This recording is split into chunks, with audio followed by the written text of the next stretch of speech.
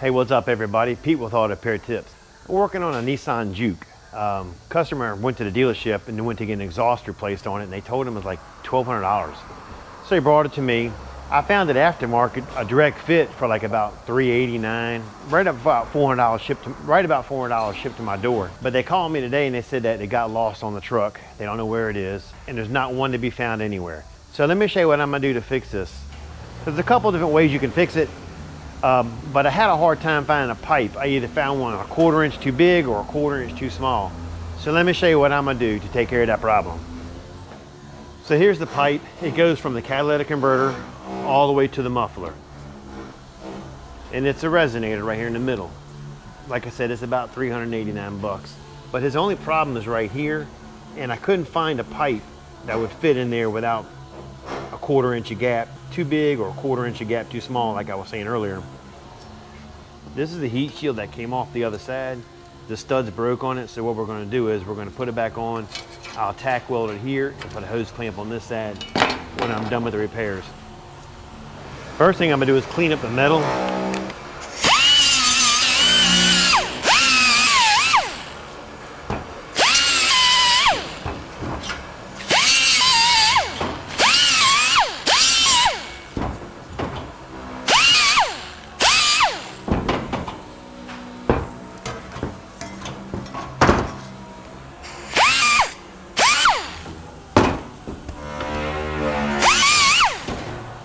So we just got the exhaust in, got it from a local auto parts store, Advance.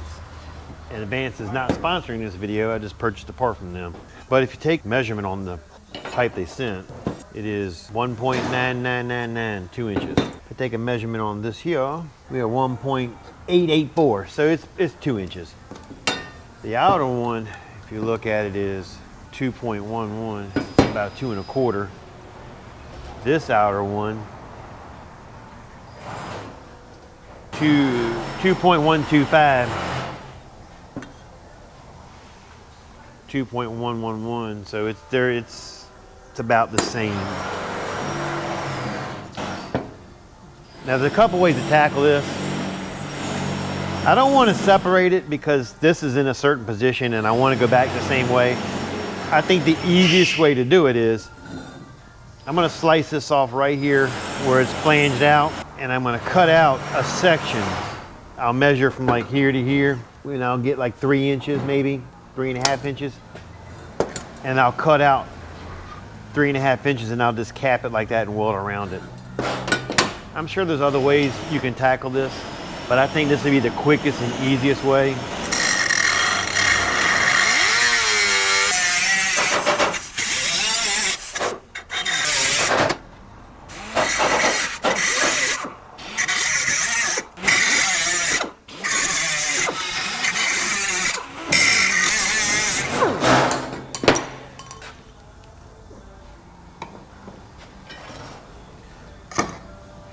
So the next thing I want to do is I want to measure how long it is.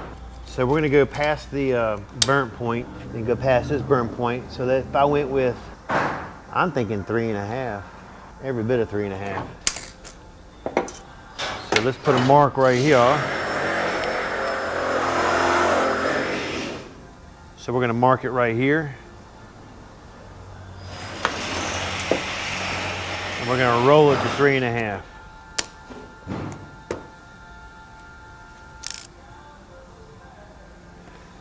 Now a little bit bigger will be fine. So we'll go right about here.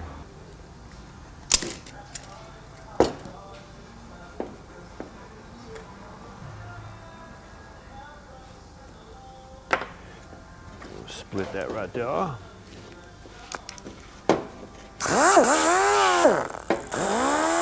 Yeah, I know, I should be putting it in the vise.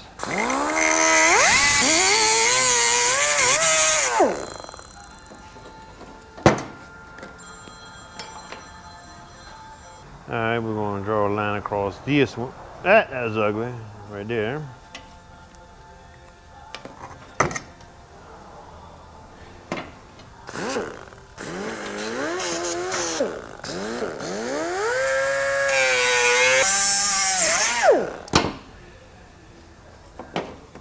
So we're gonna go with the bigger one of the two. Yeah, it's almost actually in half, believe it or not. It is almost exactly in half. We're gonna cap it just like that.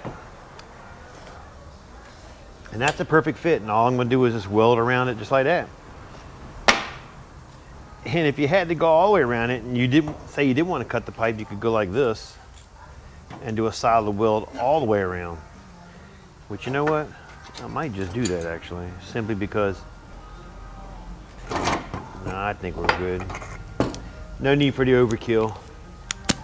My wife is always telling me, you're always overdoing something.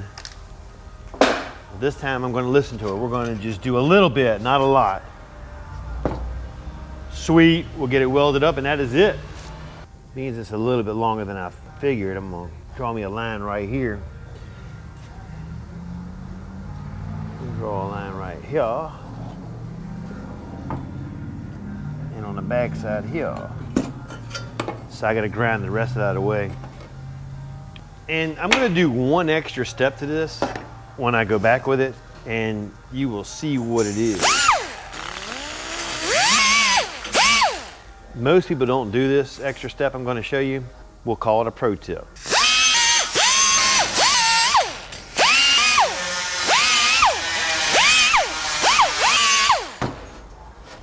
All right, so here's your pro tip. I'm gonna use a brushable copper weld and I'm gonna paint the area here, let it dry for about 20 minutes, come back and put the patch on, and that'll help prevent that rust from coming back.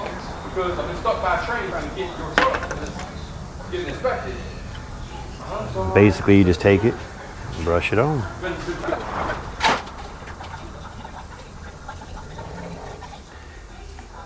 All right, we'll let it sit about 20 minutes and we'll weld the patch on. So when the copper weld dries, this is kind of what it looks like. I contacted the company some time back and asked them about it, how well that works. And they said that it's got a zinc base in it, so it's good for heat. In a worst case scenario, they said it would melt a little bit, but then when it cooled, it would harden right back up. But I did that, like I said, to help keep it protected a little bit. We use it all the time when we're fixing cars. All right, let's see, get my welding skills going on here.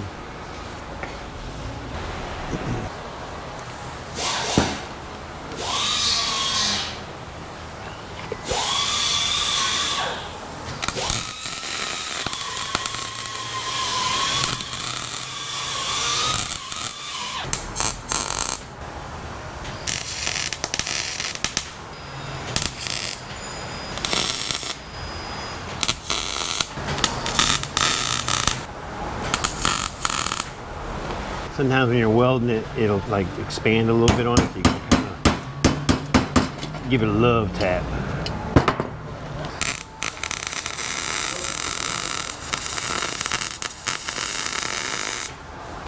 So once I get it to that point and it's all welded up, I like to get a grinder and I'll grind it down a little bit, so just so I can make sure there's no holes.